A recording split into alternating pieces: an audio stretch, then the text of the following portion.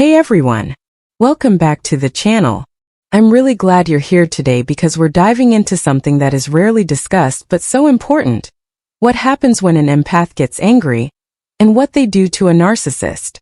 Now we all know that empaths are often seen as the calm, compassionate ones, always there to absorb the emotions of those around them. They're like emotional sponges, constantly taking in the vibes of others and radiating empathy. But even the most peaceful souls have their breaking points. And when an empath gets angry, things can get intense, especially if the person they're dealing with is a narcissist. Let's get into it. We often think of empaths as these gentle, forgiving creatures who avoid conflict at all costs. But what people don't realize is that their deep sense of empathy doesn't mean they're pushovers. In fact, empaths possess an extraordinary inner strength, and when provoked, particularly by a narcissist, they can transform in ways that might surprise you. An empath's anger isn't like the rage of someone who easily lashes out. It's much more profound, and when directed at a narcissist, it can have an unexpectedly powerful impact. Narcissists, on the other hand, are masters of manipulation.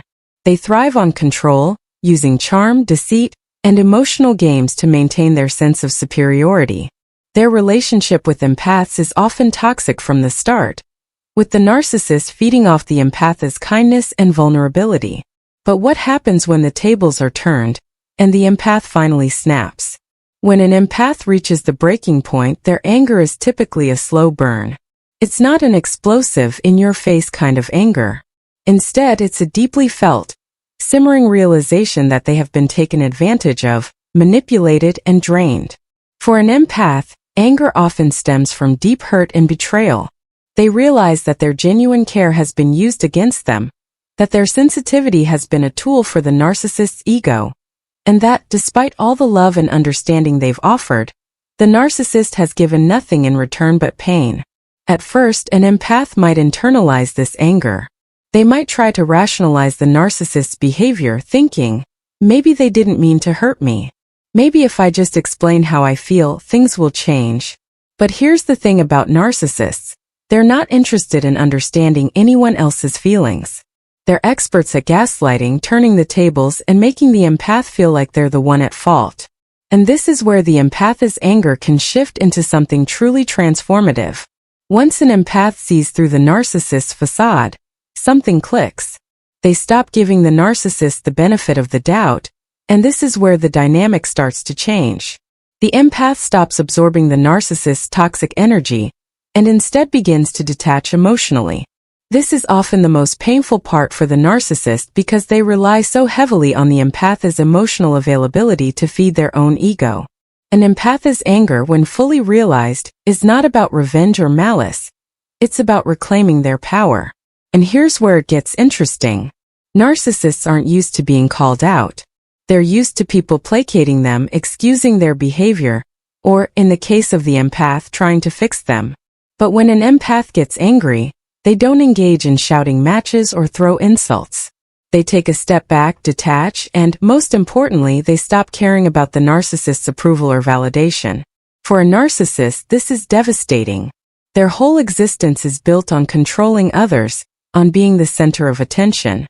And suddenly the empath, who was once a source of emotional supply, is no longer playing the game. The narcissist might try to provoke the empath further, pushing buttons trying to get a reaction. But the empath, now awakened to the narcissist's tactics, doesn't take the bait. Instead, they respond with indifference, which is one of the most powerful responses when dealing with a narcissist. You see, narcissists crave attention, whether it's positive or negative. They don't care if you're praising them or arguing with them, as long as you're focused on them. But when an empath withdraws emotionally, it's like cutting off the narcissist's oxygen supply. The more the narcissist tries to reel the empath back in, the more frustrated they become when their efforts are met with calm detachment. This emotional detachment is the empath's greatest weapon. It's not about stooping to the narcissist's level or seeking revenge. It's about recognizing that they don't have to fix the narcissist, and they certainly don't need to continue being a source of supply for someone who only drains them. The empath's anger, once fully processed, turns into a kind of quiet, unshakable resolve. They know their worth, and they no longer allow the narcissist to dictate their emotions or sense of self. In many cases, this drives the narcissist into a state of panic. They'll try to hoover the empath back, using charm, false apologies, or even trying to play the victim. But the empath, having learned from their anger, can see right through these tactics. They've learned that narcissists rarely change, and they've also learned that they don't need the narcissist's approval to feel whole. The beauty of an empath's anger is that it ultimately leads them to a place of self-love and boundaries. While they may have started out feeling used and manipulated, their anger serves as a catalyst for growth. They realize that their empathy is a gift, but it's not something to be given away freely to those who only seek to exploit it. They learn the power of saying no, the power of walking away, and most importantly, the power of reclaiming their own narrative. For the narcissist, this is both confusing and infuriating. They're not used to losing control, especially over someone as empathetic and giving as the empath. But the empath's anger is not something the narcissist can easily manipulate. It's a deep, internal shift that the narcissist simply can't understand, because it's rooted in genuine self-awareness and emotional intelligence. Two things the narcissist lacks. And so, when an empath gets angry, it doesn't look like the explosive reactive anger we're used to seeing. It looks like quiet strength. It looks like emotional detachment. It looks like boundaries being drawn, and self-worth being prioritized. And for the narcissist, this is a nightmare. They thrive on chaos and emotional turmoil. But the empath, once they've processed their anger, brings only calm and clarity to the situation. And that's something the narcissist simply can't handle. Over time, the narcissist will likely move on, seeking new sources of supply. They can't stand being around someone who no longer plays into their games, and they'll eventually discard the empath in search of easier prey. But the empath, now wiser and stronger, knows this is not a loss. In fact, it's a victory. They've reclaimed their power, their peace, and their emotional autonomy. So, to all the empaths out there who've been dealing with narcissists, know that your anger is valid. It's a sign that you've been mistreated, but it's also a signal that you're ready to heal and move forward. Don't be afraid of your anger. Let it guide you to a place of strength, boundaries, and self-love. And remember, the best way to deal with a narcissist is not through confrontation, but through emotional detachment and inner peace. Thank you all for watching today. I hope this discussion gave you some valuable insights into the dynamic between empaths and narcissists. If you found this video helpful, don't forget to like, comment, and subscribe to the channel for more content. Take care, and until next time, keep your energy protected and your empathy strong. See you soon. Hello, everyone. It's fantastic to see you all here today. When delving into narcissism, there's much to uncover about its impact on our interactions with others. Prepare for a fascinating discussion on this intricate and significant topic. Isn't it curious how narcissists perpetually see themselves as superior? It's as if they're peering through distorted lenses, convinced that everyone else is either less significant or exists solely to serve their needs. But why do they hold such misguided beliefs? It all boils down to their insatiable craving for power and control. This warped perspective emboldens them to believe that deception is a valid tool for manipulation and control without facing repercussions. It's crucial to grasp that they are unhesitant in employing tactics like gaslighting, manipulation, and blatant lies to achieve their goals. As overt, hidden, grandiose, or evil, narcissists can show themselves in many ways. Even though they look different, they all want the same thing: to stay in charge and be seen as authoritative over others, using any means necessary to do so. They will go beyond the limits and do anything to protect their place. But here's the important part. The only way to protect yourself from their plans is to understand how they work. Understanding the signs of narcissistic behavior gives you the power to handle relationships better and protect yourself from their sneaky plans. Come with us as we learn about the complexities of narcissism and get the tools we need to make connections that are healthier and more rewarding. If you want to see more talks like this one, don't forget to click a like and subscribe. We can get through the maze of human relationships together and come out stronger than ever. Understanding how narcissists work is very important if you want to protect yourself and build healthy relationships while dealing with their chaos. Setting clear limits, recognizing their attempts to control you, and putting your own health and safety first are all parts of this. Being alert is very important because narcissists are great at controlling other people. Mastering how to deal with them is important in all areas of life, including dating, marriage, family relationships, and the job. They try to show that they are smarter than others by using confusing language and gaslighting, which makes it seem like they can't make mistakes. Talking to a narcissist only makes them feel better about themselves, which is like banging your head against a thick wall for no reason. To figure out what's going on underneath, it's important to stay informed and aware. Narcissists often put the blame for their actions on other people, making accusations that you are the narcissist or that you are to blame. The things they say shouldn't affect your mind, though. It's what you say that matters. Saying sorry makes narcissists uncomfortable because they know it hurts their image of being better than others. Instead of waiting for them to say sorry, watch what they do. Actions speak louder than words. In my most recent speech, I talked a lot about how powerful silence can be as a response. Narcissists are very good at using facial cues to hurt others without them knowing, changing people's minds and making enemies among friends. It is smart to stay aware of these tricks and always be on the lookout for people trying to trick you. Narcissists think they are smarter than great minds like Einstein, even though they aren't even close. Their sneaky way of messing with your mind is through gaslighting, which makes you doubt your memory and mental health. They might even beg you to go to therapy so that they don't have to take responsibility. Isn't it clever? You should not give in to their mind games, because playing along with them will only boost their ego.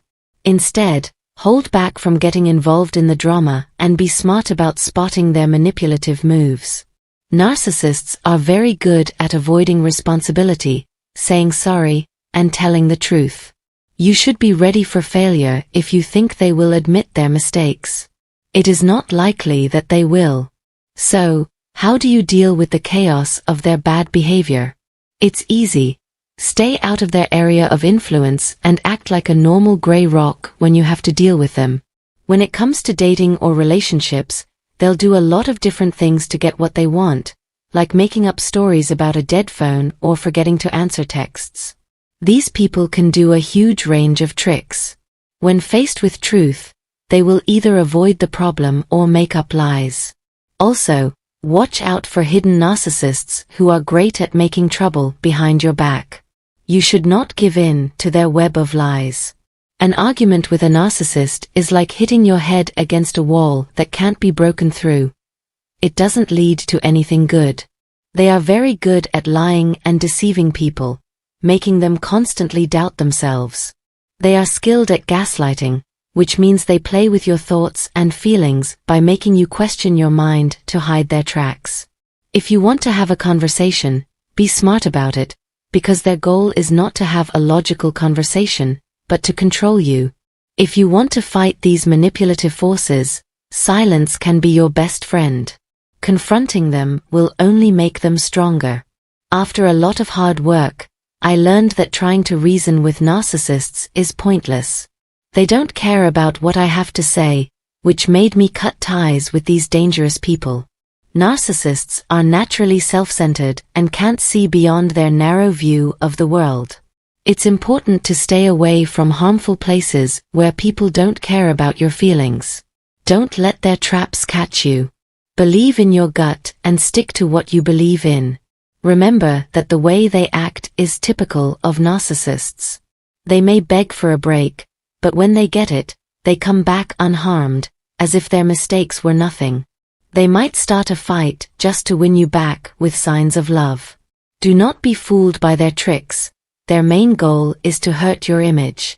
Once their true colors are shown, they will have a hard time hiding who they really are. Narcissists are set in their ways and don't want to change. I know it's hard to trust mean people because I've dealt with a lot of them. That's because of hurts from the past or the need to be in charge. This makes it hard for them to connect with other people.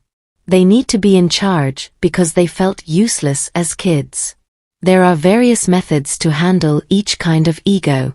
The hidden ones like to stay quiet, spread lies, and play mind games, while the overt ones use violence and threats. If you don't know how to fight back, they will hurt you. It's not worth your time to try to reason with someone who is harmful. You should stay away from someone who is trying to gaslight you and stop talking to them. They know how to trick, lie, and gaslight people well. People who are bad like to lie to get power and trust. They want your supply, which means they trust you. In order to do this, they will get close to you, use your things, or even move in with you. They are very good at making people believe lies that help them get what they want. It costs you. Some people lie just to feel better about themselves. They like how strong they feel when they hurt you in a fight. Some people lie about problems in order to get out of a relationship and hurt someone else. There are many lies in this web that are meant to catch you. You should be able to tell the truth when other people are lying. Trust your gut when you think something is wrong. A person is lying if their feelings for you change a lot, like from warm to cold. This is true even if they are gaslighting. They might be nice when you're not around, but when you are, they might seem detached and get busy with other things. Do not believe what they say. This talk should have shown you how hard it is to lie and taught you not to do it.